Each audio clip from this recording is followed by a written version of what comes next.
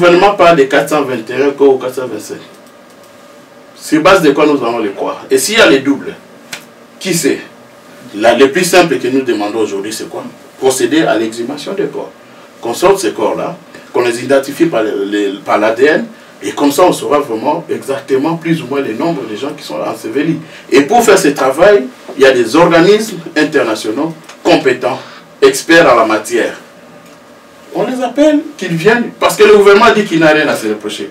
C'est plus facile alors de dire, écoutez monsieur, venez, faites le travail, nous vous suivons, ou bien nous vous mettons aussi avec nos experts, travaillez ensemble et donnez-nous les résultats. Et comme ça, tout le monde sera rassuré.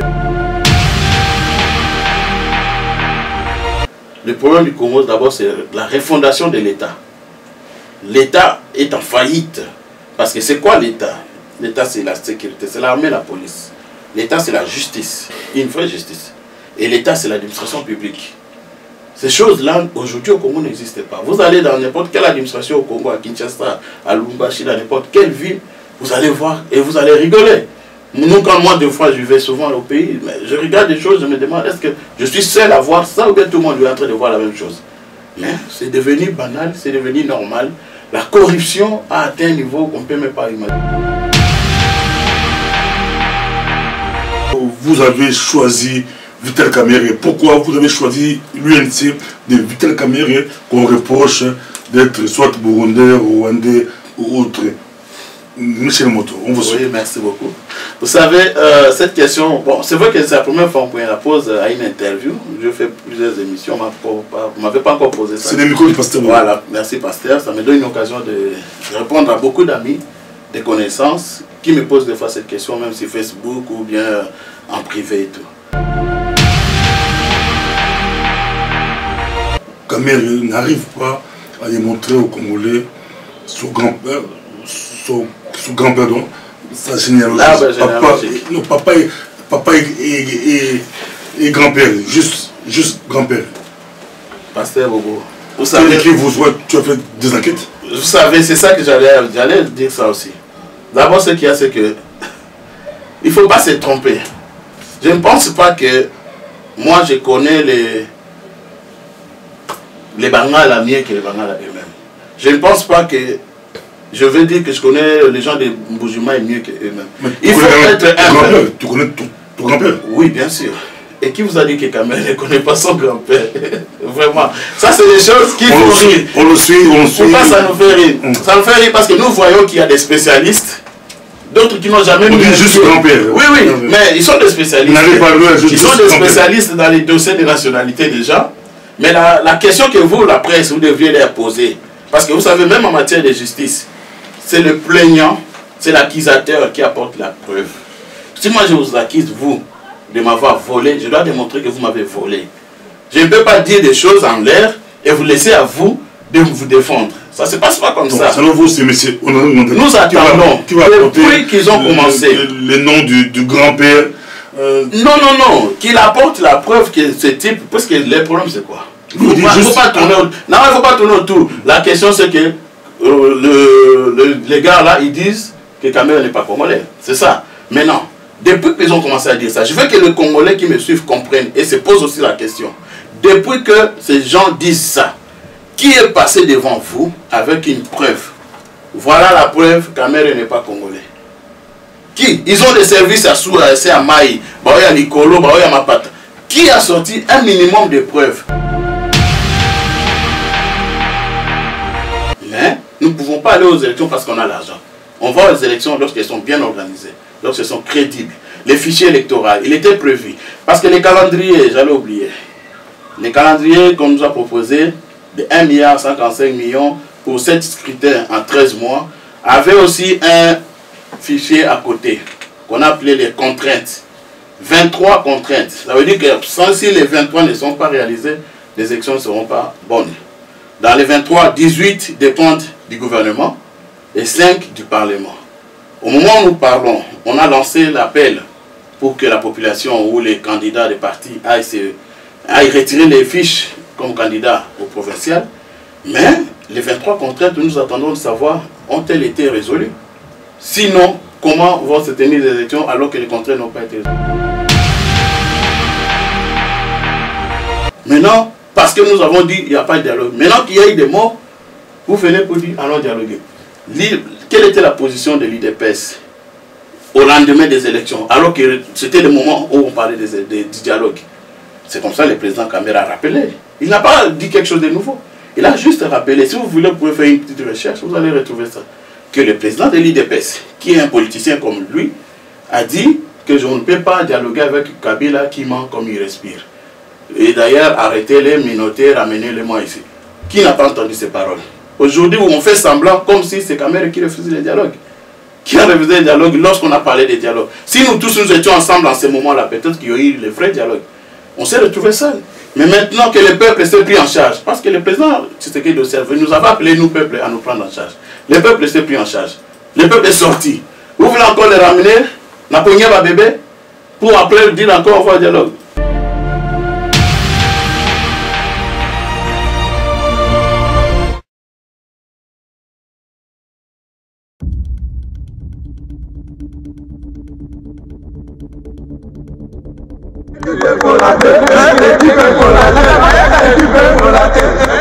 On va aller au resto là,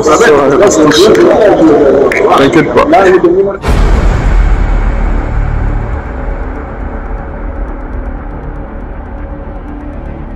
Pour le meilleur, pour le pire, je suis fier de vous présenter ma femme. Mieux vaut la fin que son commencement.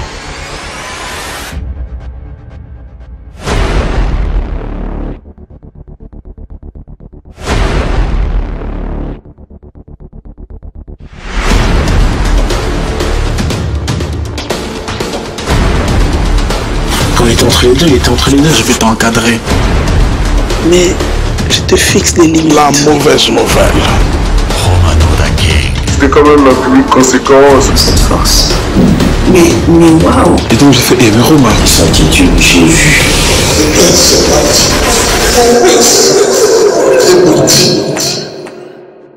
Romano Daking. Les pas vers sa destinée au cinéma. La vie ce n'est pas un jeu.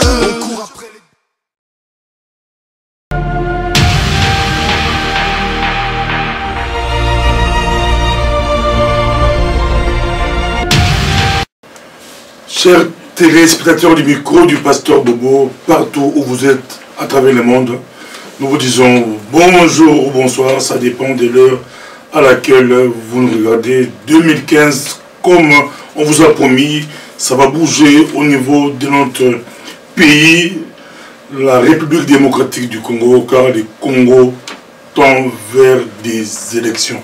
Aujourd'hui, nous sommes avec Michel Moto, qui est le secrétaire fédéral adjoint de UNC Belgique. Il est aussi chargé des communications et porte-parole de UNC Belgique. Bonjour, Monsieur Michel. Bonjour, Pasteur Bobo. Bonjour à nos amis qui nous suivent partout dans le monde. On vous suit partout à travers le monde. Comment se porte l'UNC au niveau national et puis UNC Belgique? Merci beaucoup. L'UNC se porte bien. L'UNC c'est un parti congolais, un parti national qui est dans l'opposition. Et nous travaillons en symbiose, en communion avec nos compatriotes de l'opposition aussi. Parce que désormais, l'opposition, nous avons voulu travailler dans l'unité.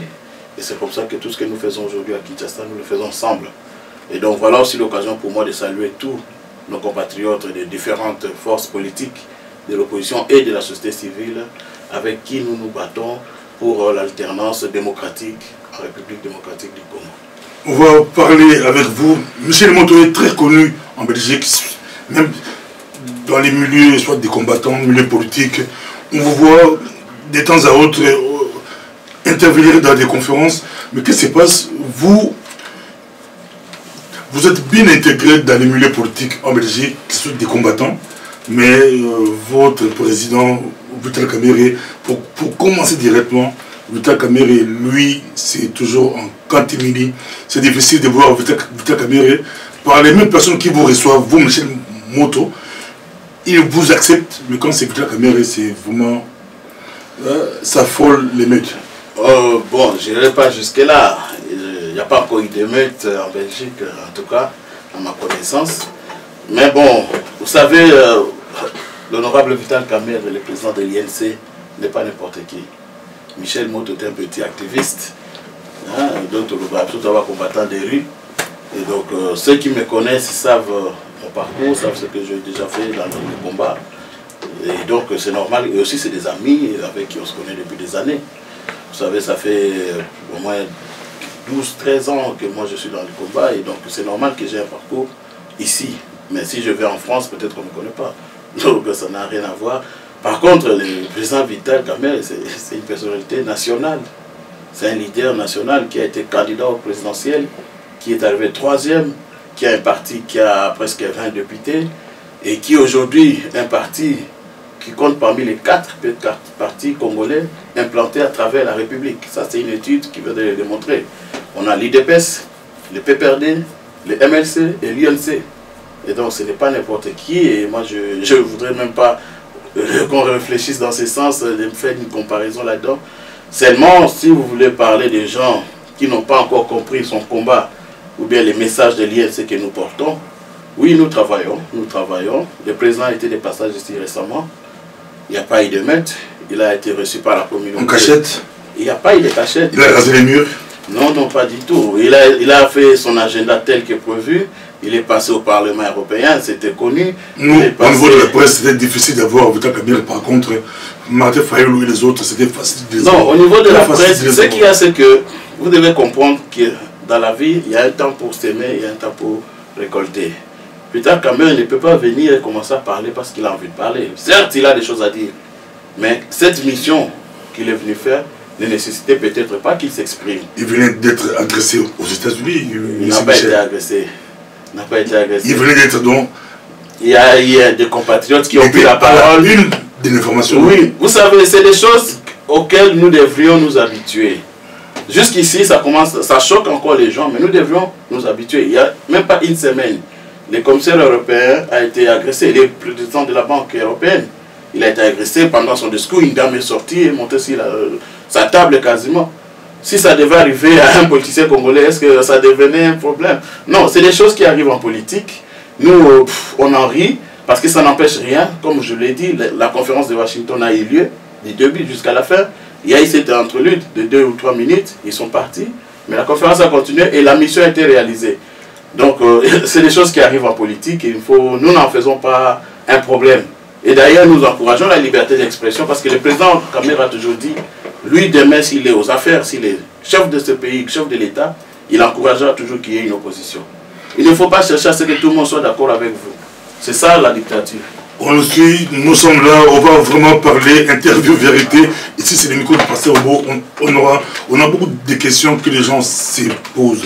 L'affaire Maluku, vous le suivez, votre réaction par rapport à ce qui se passe à Maluku? C'est triste, c'est triste. D'abord, c'est triste, c'est révoltant. Nos compatriotes, on nous parle de 425 ou 421 corps ensevelis dans une fosse commune, comme des porcs contaminés, nuitamment, sans aucune trace. Il n'y a pas une liste de personnes qui sont là-dedans. On n'a pas lancé un communiqué pour retrouver ne fût-ce que les familles. Bon, même si c'est des indigents, les indigents ça veut dire des pauvres, babola. Ça n'empêche que mon bola, ce qu'ils appellent la famille. Même les fous ont des membres de famille. Donc, il n'y a pas d'excuse, on ne comprend pas pourquoi il n'y a pas eu. Toute la procédure n'a pas été respectée. Il y a une loi en matière. On nous dit c'est prévu, oui, mais la loi de 1959 prévoit une procédure. C'est la Croix-Rouge qui doit faire ça.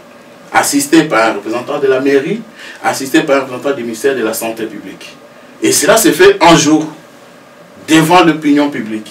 Et les personnes décédées, comme dans tout hôpital, lorsque vous êtes membre, vous êtes admis comme malade, que ce soit aux urgences ou même qu'on amène un corps, on l'identifie. On l'identifie. Donc, on devrait avoir une liste. Il y a des actes de décès de ces personnes. Et dans ces actes de décès, on allait trouver peut-être une trace de l'identité. Donc voilà comment toute cette procédure n'a pas été respectée. Et d'ailleurs, ce qui vient conforter notre position, parce que l'opposition, nous disons qu'il y a anguille sur roche, du moment que, comme vous le rappelez bien, il y a eu les 3 glorieuses de janvier à Kinshasa, de janvier 2015, il y a eu des morts, des personnes disparues jusqu'à aujourd'hui. Et donc, dans ce climat ici de suspicion, quel aurait été l'intérêt du gouvernement d'aller procéder à ce genre d'enterrement en cachette?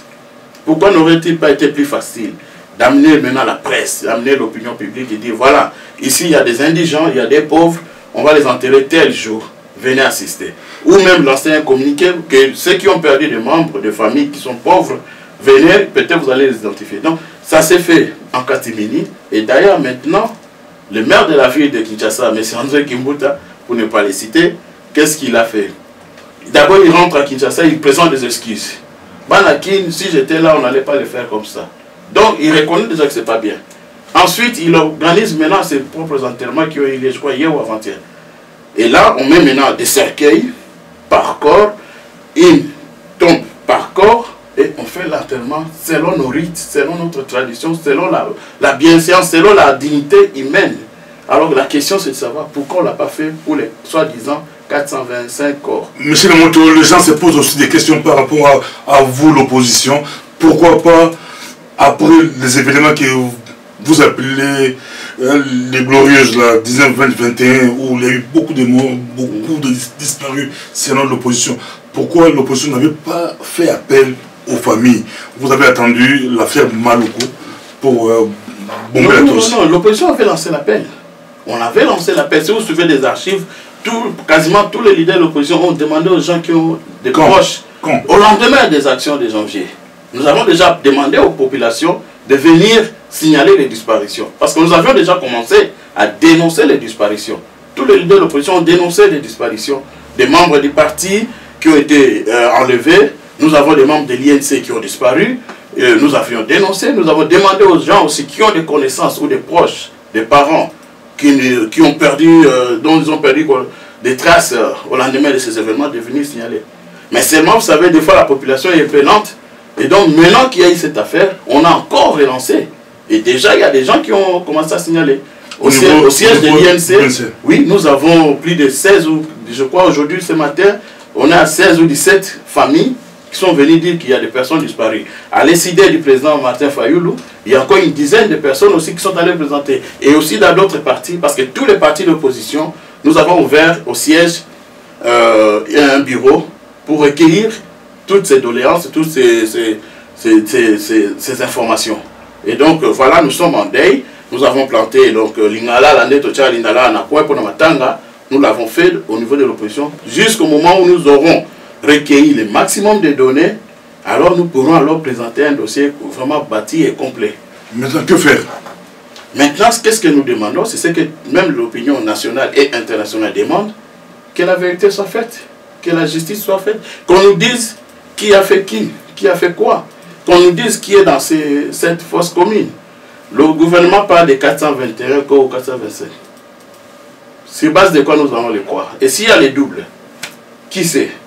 Le plus simple que nous demandons aujourd'hui, c'est quoi? Procéder à l'exhumation des corps. Qu'on sorte ces corps-là, qu'on les identifie par l'ADN, et comme ça on saura vraiment exactement plus ou moins le nombre de gens qui sont ensevelis. Et pour faire ce travail, il y a des organismes internationaux compétents, experts en la matière. On les appelle, qu'ils viennent, parce que le gouvernement dit qu'il n'a rien à se reprocher. C'est plus facile alors de dire, écoutez monsieur, venez, faites le travail, nous vous suivons, ou bien nous vous mettons aussi avec nos experts, travaillez ensemble et donnez-nous les résultats. Et comme ça, tout le monde sera rassuré. Mais qu'à cela ne tienne, enterrer des Congolais dans leur pays, ensemble, comme du porc, c'est déjà un péché. Merci beaucoup. On nous suit sur l'exhumation des corps selon vous. C'est ça qui va clarifier des choses. Michel Moto, vous êtes originaire du Kivu. Aujourd'hui, ce matin, nous venons d'apprendre que l'armée rwandaise a traversé la frontière et est entrée au Kivu. Quelle lecture faites-vous comme originaire du Kivu de cette situation qui se répète? Bon, je l'ai suivi comme vous ce matin sur Radio Okapi. C'est une information que nous allons d'abord chercher à confirmer. Mais s'il s'avère que c'est vrai, ça resterait toujours le même problème. Comme vous dites, c'est quelque chose qui est récurrent, ça revient tout le temps. Vous vous souviendrez que le président Vital Kamerhe, s'il a quitté la majorité, c'est parce qu'il avait dénoncé une infiltration, l'entrée de l'armée rwandaise qui était annoncée et qu'il avait appris comme ça. Et donc, voilà, ce n'est pas quelque chose qu'il a dit hier, comme vous l'avez aussi souligné. Donc, nous devons suivre ça. C'est important que notre pays soit sécurisée. C'est important que nous ayons des services de sécurité appropriés, l'armée, la police, les services de renseignement. Ces gens, au lieu de passer le temps à traquer les opposants, à traquer les activistes des droits de l'homme, à traquer les journalistes, il serait bon qu'ils se concentrent à protéger le pays. Jusqu'à quand nous devrions toujours, un grand pays comme le Congo, toujours être là à pleurer, ah le Rwanda a fait ça, ah vous voyez maintenant c'est l'Ouganda, ah c'est le Burundi. Le Congo est un géant, nous devons nous assumer. Et si nous ne nous assumons pas, d'autres continueront toujours à nous prendre pour des enfants. Vous, au niveau de l'UNC, quelle est votre vision par rapport au Grand Kivu? Si demain, vous arrivez au pouvoir, l'UNC arrive au pouvoir, quel est votre programme? Comment allez-vous régler cette situation? D'abord, ce n'est pas seulement au niveau du Kivu. Le problème du Congo, on doit le prendre d'une approche globale, d'abord nationale, régionale et internationale. Au niveau national, le problème du Congo, d'abord, c'est la refondation de l'État. L'État est en faillite. Parce que c'est quoi l'État? L'État, c'est la sécurité, c'est l'armée, la police. L'État, c'est la justice, une vraie justice. Et l'État, c'est l'administration publique.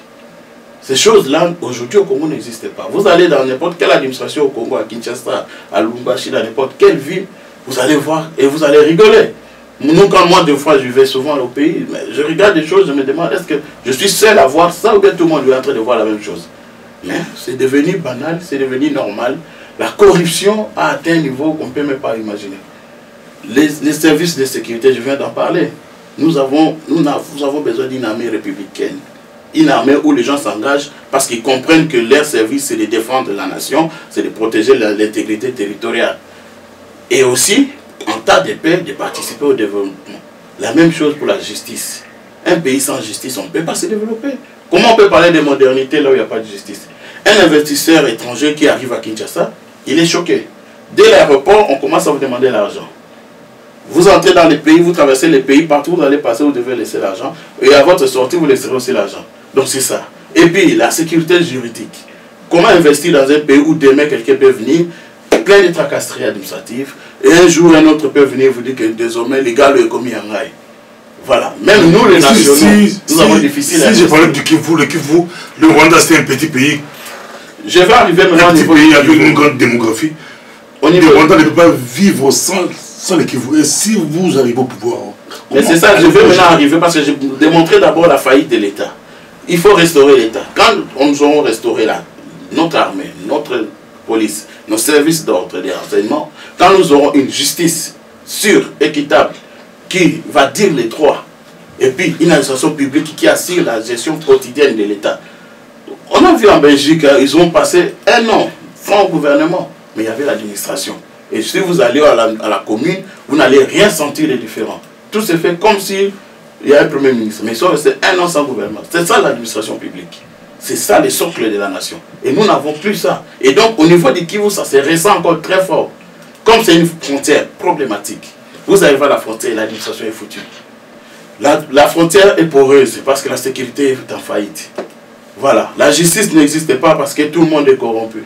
Donc, ces trois problèmes de l'État sont amplifiés dans ces frontières-là. Maintenant, c'est quoi la solution?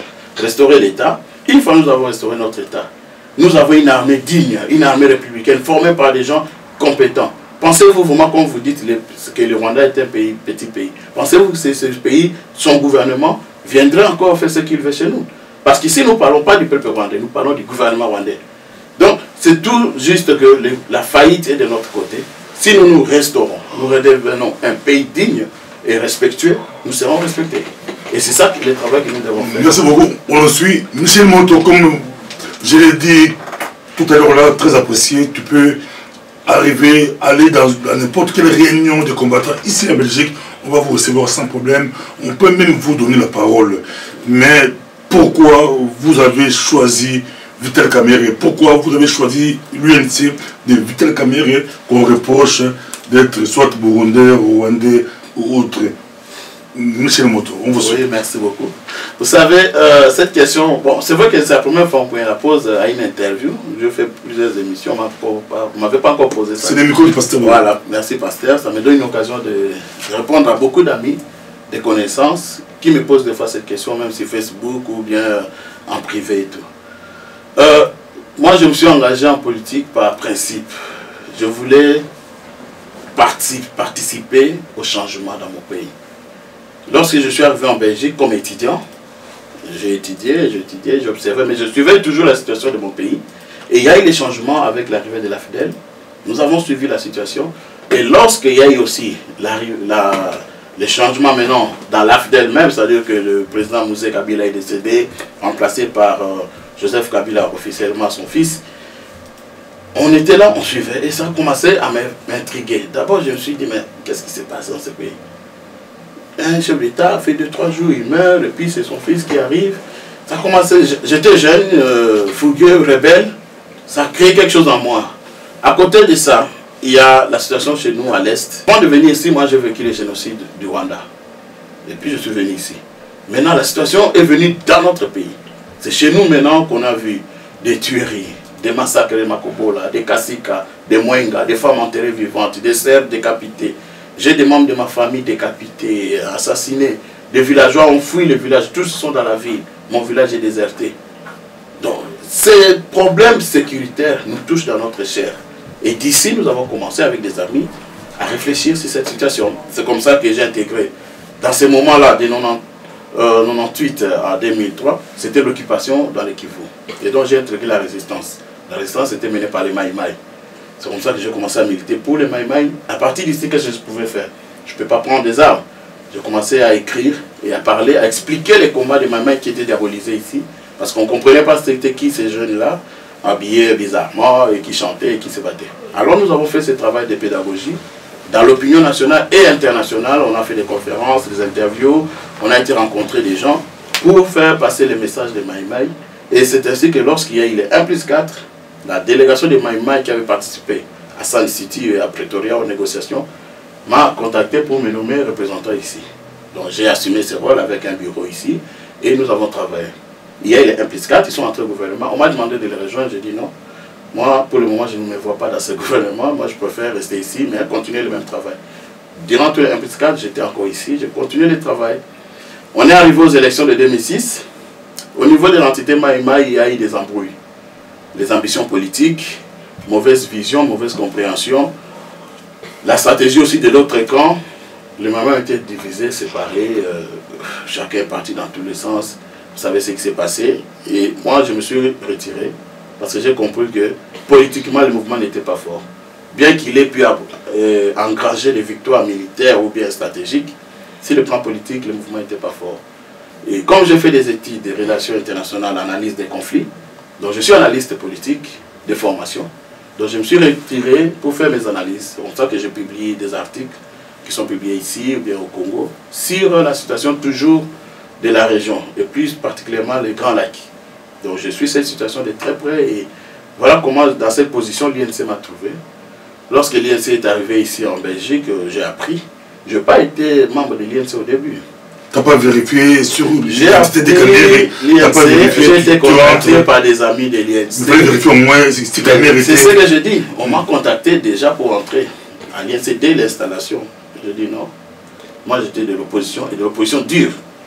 En ce moment-là, nous étions, comme vous savez, avec tous les amis combattants, nous disions non, non, non, Ekowa, Ekowa. Mais j'ai pris du recul pour observer l'INC. Pendant 1 an, je n'ai pas intégré ces partis, je les ai regardés, je les ai suivis. J'ai commencé à fouiller les vidéos, les émissions, les interviews, les déclarations du président Kamere et de tout ce qui s'est fait autour de l'INC. La question des nationalités, j'ai cherché. Moi, je suis du Kivu, j'ai de la famille là-bas. Je n'ai pas seulement pris mes informations sur Internet, j'ai pris les informations sur le terrain. Et à la fin de tout ça, j'ai regardé la vision de l'homme. J'ai été invité lors de l'installation de l'INC à Bruxelles, comme une des personnes dans la salle. J'ai suivi pendant 1 heure le président parler, et après là, j'ai commencé à comprendre qu'il y avait quelque chose. Et c'est comme ça que je me suis intéressé, et Tatouilé a fait à son âme, notre premier secrétaire fédéral ici, qui m'avait contacté. Donc maintenant, on commençait à se revoir, et on a commencé à échanger. C'est comme ça que j'ai pris mon temps de lire les textes du parti, la vision du président, et j'ai compris que l'INC c'est le parti dans lequel il faut adhérer. Pourquoi? Parce que, vous savez, on dit tout ce qui est excessif est insignifiant. Nous étions dans une position de dur, mais pendant des années, qu'est-ce que ça nous a apporté? Et j'ai regardé la vision, la modération de l'homme, l'humilité, la simplicité, le dynamisme, et surtout aussi l'accessibilité. le président Kamere n'est pas un saint. Ce n'est pas un demi-dieu. Il ne se prend pas comme ça. Je peux l'appeler, je parle avec lui, je peux lui faire un texto, il va me répondre. Et s'il arrive ici, il va nous saluer, il va nous demander nos nouvelles. Il n'aime pas lui-même qu'on le mette sur un piédestal. Donc nous ne le mettons pas comme ça. Et donc ça, cette accessibilité, et puis cette liberté d'agir que nous avons. Moi, je suis un intellectuel, j'ai ma façon de réfléchir. Et à l'INC, on ne m'empêche pas de réfléchir. Des fois, je sors de la ligne, je dis non, moi je pense qu'il faut aller comme ça. On fait un débat. Des fois, je dis je suis d'accord. Parce que tout le membre de l'INC, c'est des fortes têtes. C'est des gens qui sont... il y a des forces d'université, il y a des étudiants, il y a des gars qui sont libres de penser. Et donc, je me suis dit, je préfère un parti où on nous laisse l'espace d'abord pour exister, comme ici. Je peux faire une interview du moment que je ne quitte pas la ligne du parti. Et puis, il y a un parti où je sens que mes idées sont aussi ces idées-là. Pour passer l'étape Kamere, une question qui se pose dans la diaspora. Je crois même M. Honoré Mbanda l'a répété, vous connaissez la question. Pourquoi Kamere n'arrive pas à démontrer aux Congolais son grand-père, sa généalogie. Papa et grand-père, juste grand-père. Pasteur Bobo, vous savez... Tu as fait des enquêtes? Vous savez, c'est ça que j'allais dire ça aussi. D'abord, ce qu'il y a, c'est que il ne faut pas se tromper. Je ne pense pas que moi, je connais les Bangala mieux que les Bangala eux-mêmes. Je ne pense pas que je veux dire que je connais les gens de Mbujimaï mieux qu'eux-mêmes. Il faut être humble. Tu connais ton grand-père? Oui, bien sûr. Et qui vous a dit que Kamere ne connaît pas son grand-père? Vraiment. Ça, c'est des choses qui font rire. On le suit. Pourquoi ça nous fait rire? Ça nous fait rire parce que nous voyons qu'il y a des spécialistes, d'autres qui n'ont jamais... On dit juste grand-père. Oui, mais ils sont des spécialistes. Ils sont des spécialistes dans les dossiers de nationalité déjà. Mais la question que vous, la presse, vous deviez leur poser, parce que vous savez, même en matière de justice, c'est le plaignant, c'est l'accusateur qui apporte la preuve. Si moi je vous accuse, vous, de m'avoir volé, je dois démontrer que vous m'avez volé.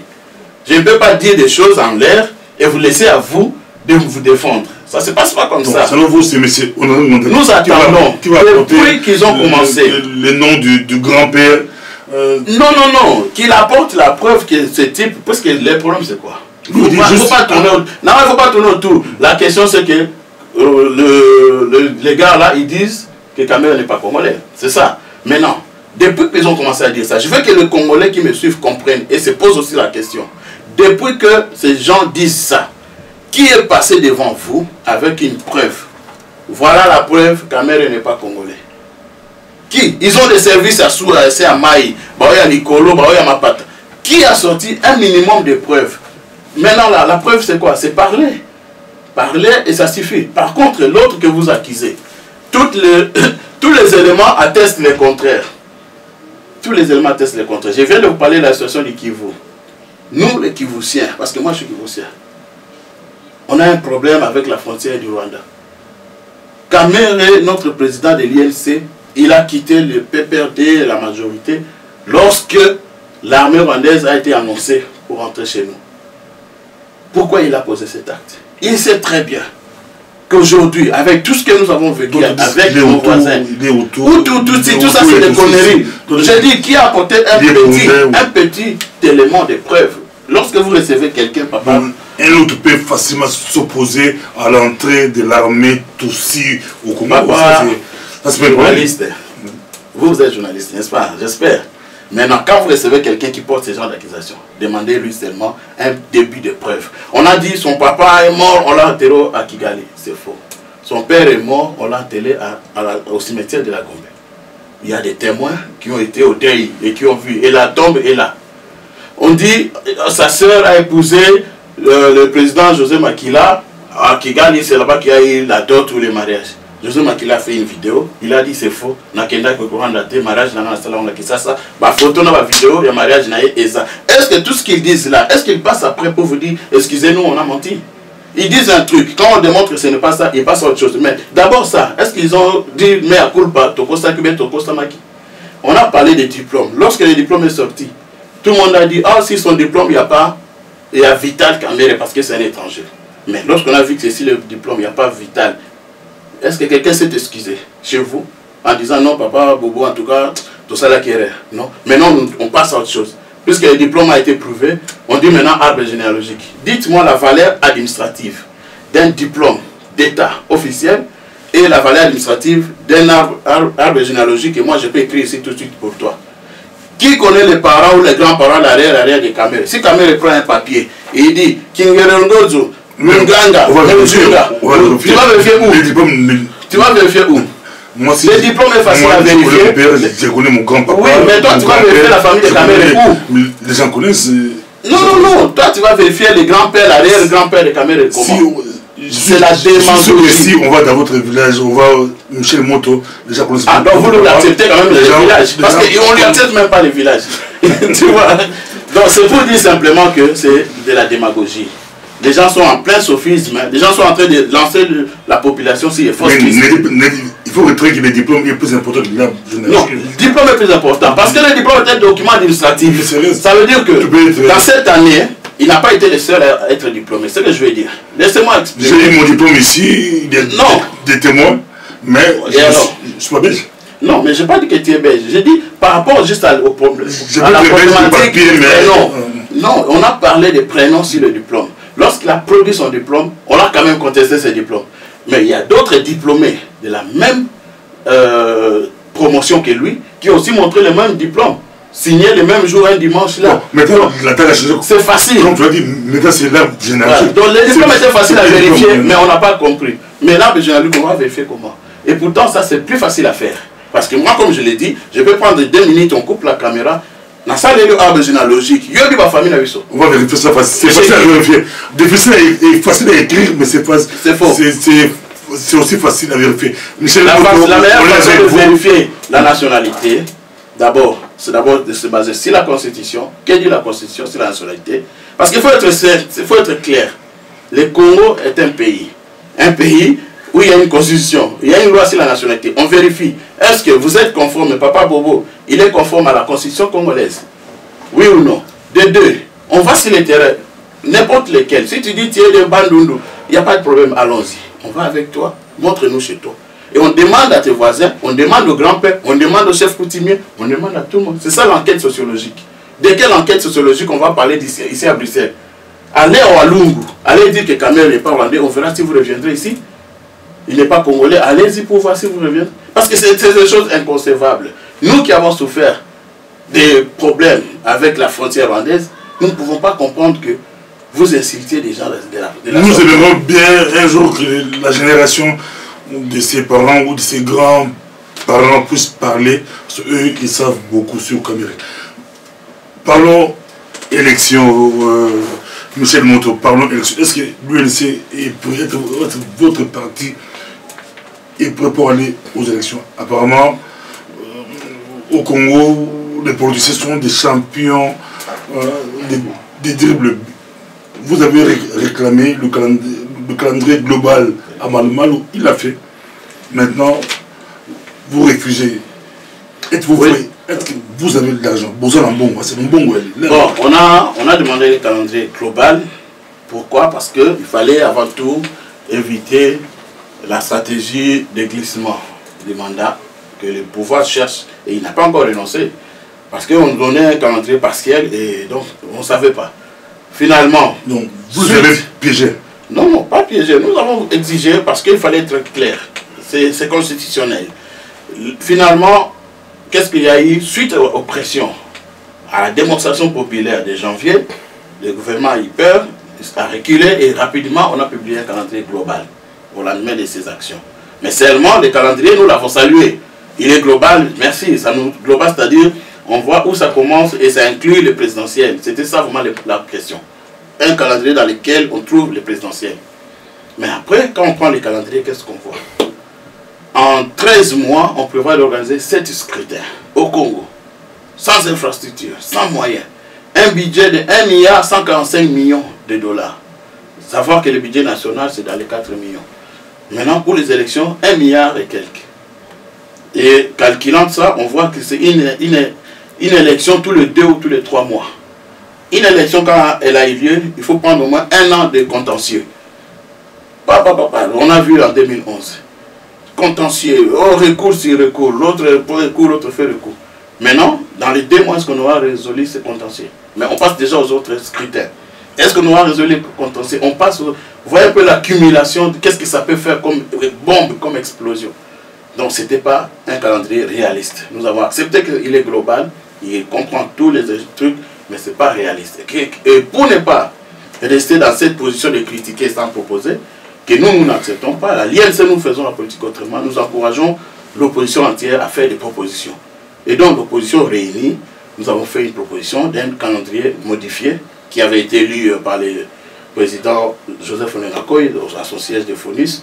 Et là nous avons proposé que les locales, les municipales qui étaient prévues selon le calendrier publié pour octobre ou novembre 2015, que cela soit repoussé après 2016. Pourquoi?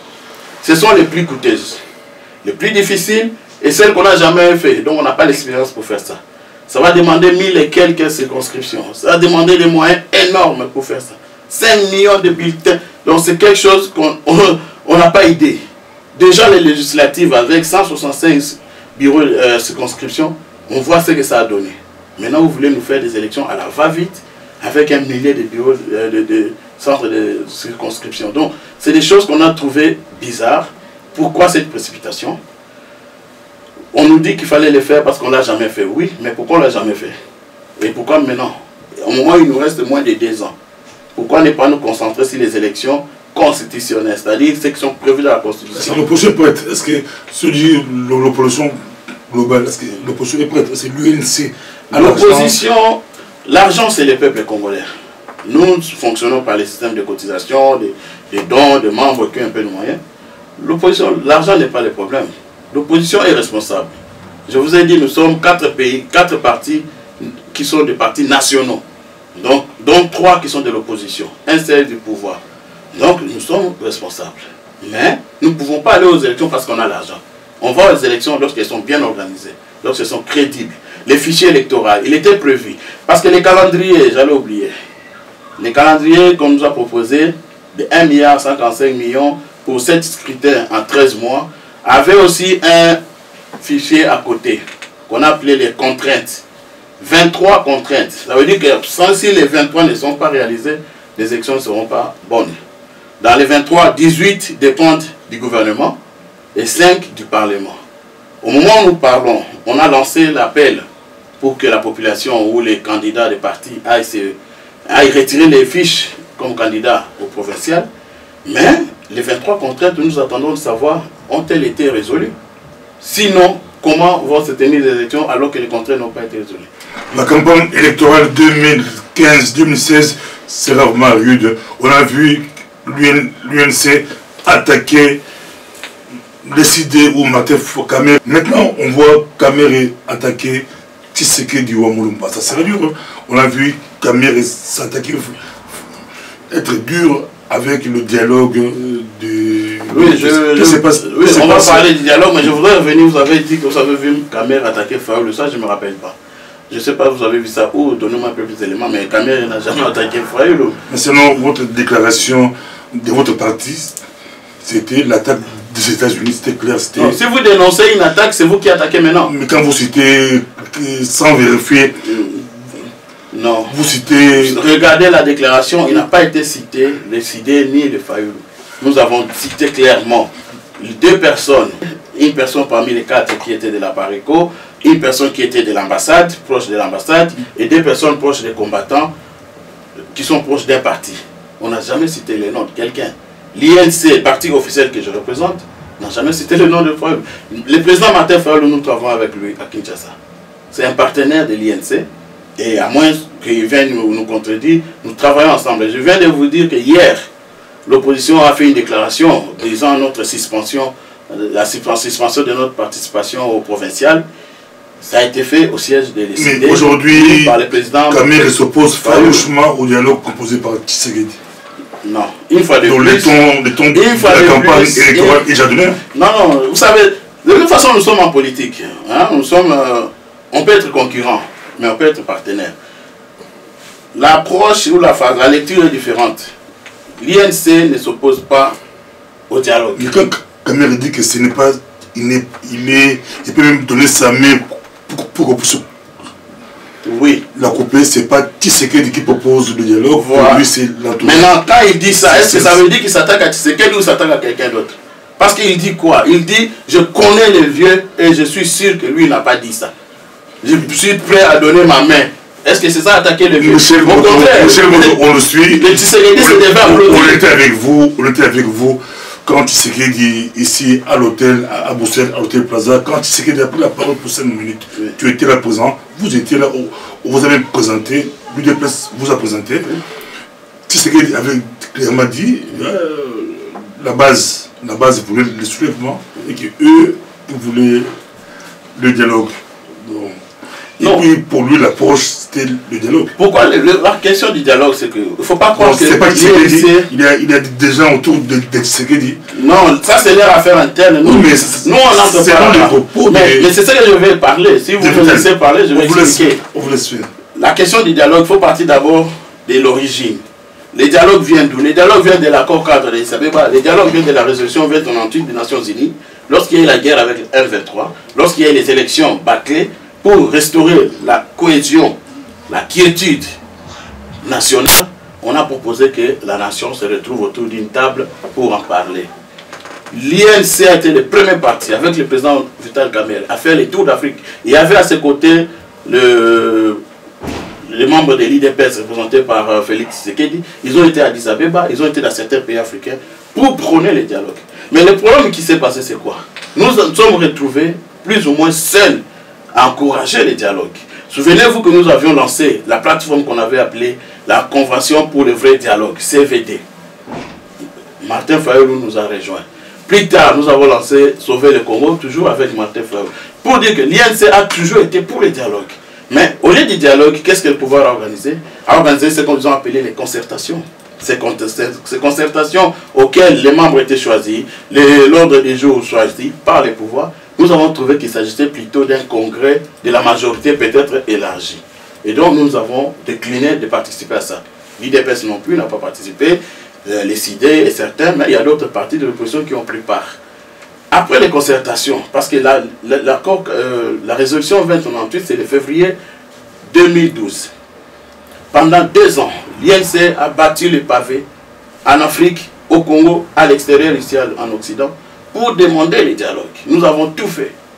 Mais le pouvoir est resté sourd. Le pouvoir n'a pas voulu. Et lorsqu'ils ont organisé les concertations, qui ont échoué, ils ont sorti un gouvernement soi-disant de cohésion nationale, où on ne voit aucune cohésion. Finalement, nous, à l'opposition, nous avons vu qu'il nous reste moins de 2 ans.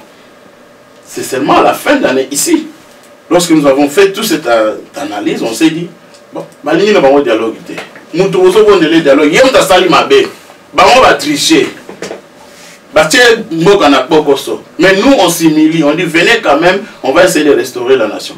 Ils ne veulent pas. Finalement, on s'est dit, cette affaire des dialogues, on laisse. On reste maintenant focus sur l'affaire de ces mandats. Parce que finalement, ils ont consommé 2 tiers du mandat. Dialogue, Yanine. Ils ont consommé 2 tiers du mandat. Puisqu'ils ne veulent pas de dialogue, nous maintenant, on ne va pas être distraits, on va se focaliser sur la fin du mandat. La fin du mandat, c'est le 19 décembre 2016 à minuit. Et donc, on s'est dit, allons sur ça. Et c'est là qu'on a commencé maintenant à faire la pression pour l'organisation des élections avant cette date. Et comme ils ont tergiversé, il y a eu janvier. Maintenant, imaginez en janvier, aujourd'hui nous parlons des 421 morts. Des morts, des martyrs sont tombés dans les 3 jours à Kinshasa. Des martyrs sont tombés à Goma, à Bukavu, il y a eu des morts. Et après qu'il y ait tous ces morts, maintenant, parce que nous avons dit qu'il n'y a pas de dialogue, maintenant qu'il y a eu des morts, vous venez pour dire allons dialoguer. Quelle était la position de l'IDPS au lendemain des élections, alors que c'était le moment où on parlait du dialogue? C'est comme ça que le président Kamerhe a rappelé. Il n'a pas dit quelque chose de nouveau. Il a juste rappelé. Si vous voulez, vous pouvez faire une petite recherche, vous allez retrouver ça. Que le président de l'IDPS, qui est un politicien comme lui, a dit que je ne peux pas dialoguer avec Kabila qui ment comme il respire. Et d'ailleurs, arrêtez-les, minotez, ramenez-les-moi ici. Qui n'a pas entendu ces paroles? Aujourd'hui, on fait semblant comme si c'est Kamerhe qui refusait le dialogue. Qui a refusé le dialogue lorsqu'on a parlé des dialogues? Si nous tous nous étions ensemble en ce moment-là, peut-être qu'il y aurait eu le vrai dialogue. On s'est retrouvés seuls. Mais maintenant que le peuple s'est pris en charge, parce que le président Tshisekedi nous avait appelé, nous, peuple, à nous prendre en charge. Le peuple s'est pris en charge. Le peuple est sorti. Vous voulez encore les ramener, n'a pas un bébé, pour après dire encore on va dialogue. Donc, c'est cette contradiction dans la communication, peut-être, ou bien dans l'analyse de la situation qui fait qu'on ne comprend pas. C'est pourquoi le président a dit qu'il a du mal à comprendre que ce soit le président Tshisekedi que nous avons soutenu comme président élu. Un président élu, ce n'est pas lui qui va aller demander le dialogue aux tricheurs. C'est les tricheurs qui vont venir avier. La tricheur dit, mais tout sur le rack.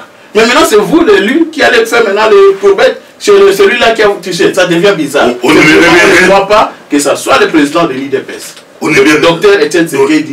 Mais nous pensons qu'il y a peut-être quelque chose d'autre. Indirectement pour vous, l'UNC, le vieux, déjà vieux, il ne contrôle plus rien. Non, c'est pas ça, c'est pas ça. Indirectement. Le vieux, c'est une icône de la nation. Ça, c'est le message. C'est le monument de la nation. Et tout le monde a des conseillers. Tout le monde a des conseillers. C'est d'ailleurs ça. Mais si vous avez des gens qui vous disent des choses qui ne sont pas réelles sur le terrain, il revient aussi à nous, les enfants, aussi, parce qu'il est aussi notre papa. Il ne faut pas croire que le vieux Tshisekedi, c'est seulement pour l'IDPS. Son combat, nous avons perdu les nôtres dans l'IDPS. Le président Vital Kamerhe était directeur du cabinet du docteur Loseke lorsqu'il était ministre de l'IDPS. Le président Vital Kamerhe était dans la jeunesse de l'IDPS. Nous qui vous parlons, regardez bien l'ossature de l'IDPS. Vous allez voir qu'il y avait des Kivusiens là-dedans. Des gens qui ont combattu à côté de vieux Tshisekedi. Alors c'est pour ça que vous avez tous ceux qui sont là du Kivu. C'est des gens, c'est pour dire qu'au Kivu, à part l'IDPS, à l'époque d'Isaïe, tous les autres partis n'étaient pas là. Bukavu, on appelait ça zone rouge. Un mouvancier moboutiste qui mettait son pied à Bukavu était lynché. Il osait aimer. Et aujourd'hui, à cause du tribalisme, tout le monde... Non, aujourd'hui, à cause des mauvaises analyses... Derrière l'UNC... À cause des mauvaises analyses... Avant même l'INC, lorsque l'IDPS a fait des accords en Afrique du Sud, l'INC n'existait pas. Lorsqu'ils sont partis à Kigali, à Kisangani, tout ça, l'INC n'existait pas. Ils ne cherchaient pas à nous faire porter des choses qu'on ne connaît pas. Seulement, je dis qu'à cause de mauvaises analyses, des fois, on tape à côté. Donc, l'UDPS a perdu le Kivu. Non, je n'ai pas dit que l'UDPS a perdu le Kivu, mais l'UDPS était bien implanté au Kivu autrefois. Et donc, on ne peut pas venir imaginer que nous pouvons dénigrer l'UDPS ou bien le président. Si le PPRD a gagné le Kivu 2006 et que l'UNC a gagné le Kivu 2011, non, en 2006, l'UDPS n'a pas participé. En 2011, on sait très bien qu'il y a eu de proclamations fantaisistes. On a même donné l'erreur qu'ils ont fait, on a donné à l'INC. Parce qu'au Kivu, au sud Kivu par exemple, c'est l'INC qui a le plus grand nombre de députés nationaux. Mais au niveau présidence, on dit que Kabila a gagné là-bas. Donc on s'imagine que les gars ont voté pour les députés INC et ils votent pour le président Kabila. Il y avait quelque chose. Donc, ils ont oublié dans la tricherie de coordonner tout ça. Pour terminer, on est avec vous. On aimerait bien un jour avoir Vital Kamerhe à Bruxelles pour qu'il puisse expliciter sa pensée, mais malheureusement, quand il arrive à Bruxelles, non, le président il raser les murs. Non, il ne rase pas les murs, il traverse l'avenue Louise, il est ici à Bruxelles, des amis le voient, des amis du combat. Avec des Kaboul. Des amis du combat l'ont rencontré. On n'est pas obligé. Les combattants ont rencontré. Il y a certains qui sont des patriotes, oui. La question qui a. Vous faites une révélation. Mais non, ce n'est pas une révélation, pourquoi? La question qui est là. Les combattants ont vu Kamerhe la nuit. Non, pourquoi la nuit? Donc, la journée. La question, c'est qu'on a une mauvaise habitude. C'est que les gens pensent qu'il faut toujours passer devant la caméra. Moi-même, quand je ne fais pas une émission, après 2 mois, on me dit « Oh Michel, non, pourquoi on doit toujours parler? Observons aussi les autres pays. Lorsqu'il y a eu Burkinabé, lorsqu'il y a eu Côte d'Ivoire, est-ce que vous les avez vus passer crier? On doit perdre cette habitude. Nous, à l'INC, nous travaillons sérieusement. Et les résultats, quatrième partie, en 4 ans, nous sommes dans les top 4. En 4 ans d'existence, l'INC est un des 4 partis implantés partout au Congo. On verra 2016, ce qui va se passer. Le découpage, vous faites pression à Kabila de respecter la Constitution. Il dit, bon, je vais vous prouver que je respecte la Constitution. Il vous donne le découpage, vous criez au scandale. Oui, mais tout, vous savez, c'est comme la question des calendriers. J'ai bien dit, il est global. Il a respecté. On peut voir ça comme ça, on dit waouh, c'est bien fait. Mais la question, c'est l'opportunité. In tempora suspecto. Pourquoi maintenant? Il vous ne pas respecter. Je vais vous expliquer qu'est-ce dit la loi sur les découpages. C'est 26 provinces, c'est constitutionnel. Donc c'est depuis 2006-2007 qu'on a voté cette constitution au référendum. Et donc, il a été promulgué par le président. Ces jours-là où il a promulgué cette constitution, il savait qu'il y avait ça dans la constitution. Et qu'est-ce que dit la constitution? Il fallait mettre ça en pratique 36 mois, je crois, après sa promulgation. Donc, ça tombait plus ou moins exagéré en 2010. Donc, en 2010, on devait appliquer ça. Maintenant, la question que nous devrions nous poser, pourquoi on ne l'a pas appliqué depuis 2010 jusqu'à aujourd'hui? Pourquoi attendre la fin du mandat? Dans un laps de temps de 2 ans, disons même, parce que c'est même plus 2 ans, mais donnons-leur 2 ans. Dans un laps de 2 ans, vous voulez organiser 7 scrutins à 1,145 milliard, sans moyens, sans structure, sans logistique, et sans personnel éprouvé. On a vu tous ces gens de la CENI comme moi, c'est des amateurs. Et à côté de ça, concomitamment, en même temps, vous voulez installer 26 provinces. Qu'est-ce que cela veut dire? Pour installer les provinces, qu'est-ce qu'il fallait faire? Est-ce qu'on a sensibilisé la population? Que quelque chose soit constitutionnel, c'est très bien. Que les pouvoirs aujourd'hui nous disent qu'ils veulent respecter la Constitution. Bravo, nous espérons qu'ils vont respecter aussi les 2 mandats. Nous espérons vraiment qu'ils vont appliquer ça, parce qu'on veut maintenant appliquer la Constitution. Mais pour ça, il y a la pédagogie à faire. Aujourd'hui au Katanga, il y a un problème. Les Katanga non, le Katanga si, les gens commencent déjà à se détester, alors que c'était un peuple. On disait je suis Katangais. Maintenant on commence à dire moi je suis du Nord, moi je suis de Tanganyika, moi je suis de... Pourquoi on a divisé un peuple? Pourquoi? Parce que les gens n'ont pas compris. Qui dans la majorité, qui dans ce gouvernement peut dire qu'il a entrepris une campagne de sensibilisation de la population? Dans les Bandundu, les mêmes problèmes. Qui est allé dire aux gens qu'aujourd'hui il y aura ça, il y aura ça? Parce qu'il y a ça, montrer les bien fondés. Il faut un peu de pédagogie. On ne peut pas venir comme ça dire aux gens, on a fait aussi, lorsque c'était les Zaïre, cette question, c'est une résolution de la CNS en fait, hein, les découpages. Ça ne vient même pas de cette constitution. Ça a été pris et mis dans la constitution, mais c'est une résolution de la CNS. Mais qu'est-ce qu'on avait fait à l'époque d'Isaïe avant? On a pris d'abord les Kivu. Et on a divisé les Kivu. Avant c'était les grands Kivu avec Bukavu comme capitale. Mais on a divisé Nord Kivu, Sud Kivu et Maniema. C'était un test, une province test, pour voir comment ça va évoluer. Et si l'expérience est concluante, ben on va faire maintenant pour le reste des provinces qui étaient déjà signalées comme ça. Mais ici, on ne prend pas une province test, on prend comme ça, on annonce, découpage, et on le fait, on l'applique. Et d'ailleurs, maintenant dans les timings, on nous avait promis, dans les jours qui devaient suivre, on allait sortir les équipes qui allaient gouverner, les moyens, les structures.